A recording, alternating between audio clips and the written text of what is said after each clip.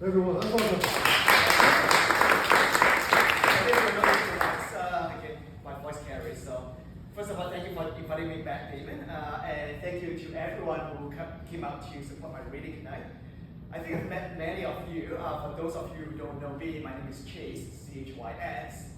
And I'll be reading from my manuscript, The Letter A, a genre-nonconforming novel consisting of 7 interwoven stories about gender dysphoria, forbidden love, and acceptance, told by 3 generations of genre-nonconformists. For those of you who have been to my last reading, I read from my second story, where I introduced a character named Samantha. And she has synesthesia, a condition in which her brain associates emotions with colors and smells. So for tonight's reading, the relevant emotion is the feeling of admiration and awe. And it's blue, and it smells like salt on sun-kissed skin. So tonight I'll be reading from the 3rd story in my novel. It's about Samantha and her older sister Rachel's childhood. And I'll be switching between Samantha's and Rachel's point of views. Starting off with Rachel. I'm Sammy's older sister. Sammy's actual name is Samantha, but like all good Aussies, I shortened her name to 2 syllables ending with an A sound, like sunnies for sunglasses, brekkies for breakfast, and of course, Aussies for Australians. Not that it matters, but if you're curious, my name is Rachel. Sammy never called me Rachel or any other informal version of my name though. She always used my proper name, of course. I've expected nothing less from a girl who later grew up and called snakes serpentiles and polar bears Ursus maritimus. Samantha. Growing up, Rachel was my whole world. She felt blue and came with the scent of salt on sun-kissed skin. Rachel was kind, caring, and thoughtful. I knew she loved me because she gave me constant diarrhea when I was little. Rachel was a year and a half older, so she was introduced to the culinary wonders of adult food first. When she discovered new and delectable things, she let me taste of them when our mom wasn't watching us, which happened to be most of the time. Before my first birthday, my young palate had already encountered a long list of forbidden foods, chocolates, strawberry jam, and at least 4 different flavors of ice cream. I knew my sis loved me because I gave her constant diarrhea when she was little. She told me I used to stuff a fistful of baby cereal, soggy with my palm sweat into her mouth. And she ate it all every single time because I would look sad if she didn't. Rachel was more of a mother to me than our mom ever was. My first period came in the middle of the night. Rachel was the one who washed my underwear and bed sheets, brought me pads, and made me herbal tea. Rachel told me about her first period, which came on the day of her gym class. She bought a junior tampon with an extendable plastic applicator from the bathroom vending machine and shoved the whole thing in. She didn't know she had to pull the bottom tube out or remove the applicator. Surprisingly, the tampon, including the applicator, stayed inside her throughout gym class. But when she stopped to catch her breath, with her head down and hands on her knees, the whole thing slipped out. Oh my God, what did she do when it fell out? Picked it up, shoved it in my back pocket like it's no big deal. I thought Rachel's turning a total disaster into a kick-ass power move made her the coolest person I knew. She was the bluest sapphire, the salt on sun-kissed skin. She made me laugh and magically took away my embarrassment of bloody mess, literally, I made. She made me feel like my period was nothing more than a silly nose flick. Meanwhile, our mom was playing Texas Hold'em online. Our mom wasn't always neglectful though. In the company of friends, she showered us with attention. Rachel and I sometimes talk about our mom's parenting style. I said the parenting seemed to oscillate between that of the serpentiles, which abandon their eggs after laying them, and that of the Ursus maritimus, which usually gives birth to twin cubs and stays with them until the cubs can survive on their own. Rachel.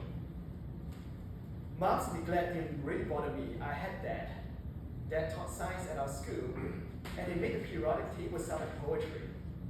Hydrogen was the universe's firstborn, and it spawned in the Big Bang, and is the foundation of the stars.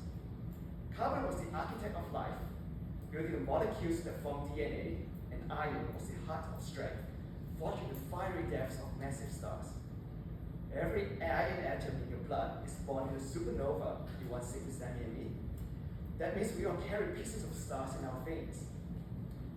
He also had a quirk in which he used proper scientific term for everything, like saying, oh, fecal matter, when he accidentally deleted a file, or logged up on his computer after too many failed password tries, or attempt on click the reply all to an email when he didn't mean to.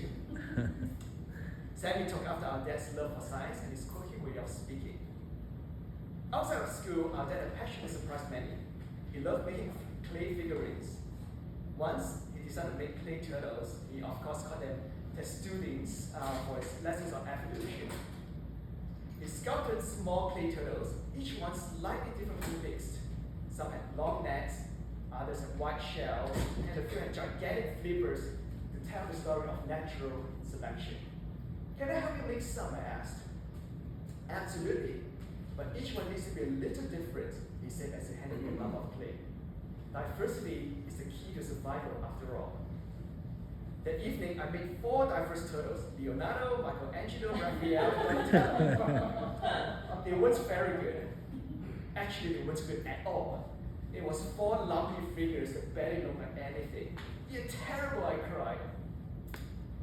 Well, Michelangelo, the sculptor, not the Ninja Turtle, probably didn't even do as well as he did on his first try, my dad said. I made the next batch of turtles, then the next, and the next. Each time my dad was there, hypothesizing how my sculptures compared to Michelangelo's second try, third try, and fourth try.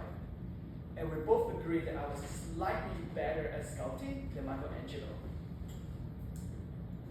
Samantha. It was my 11th birthday when Rachel first created a treasure hunt game. She handed me a scroll as she and Dad wished me a happy birthday.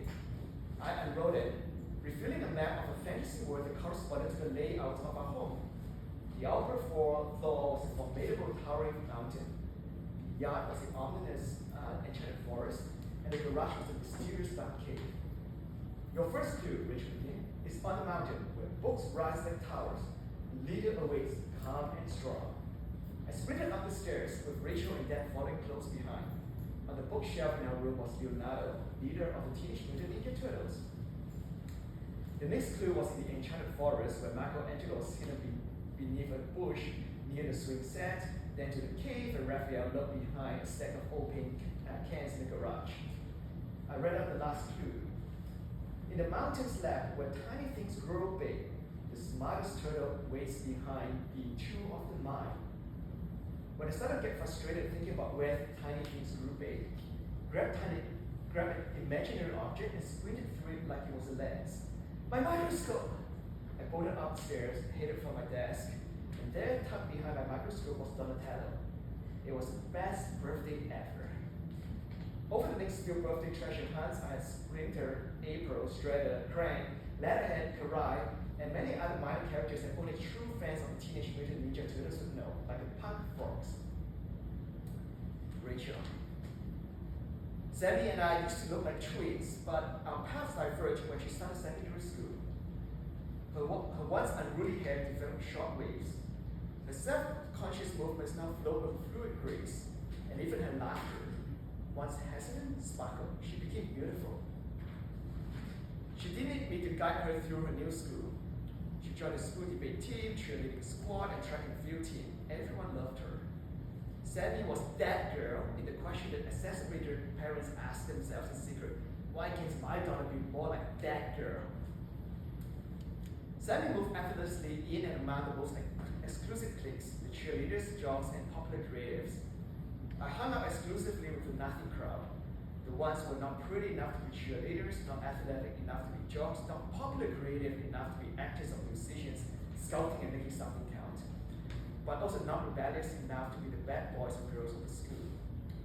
At gatherings with families and friends, our mom loved talking about the newly beautiful Sammy, which often led to the inevitable question, what about Rachel?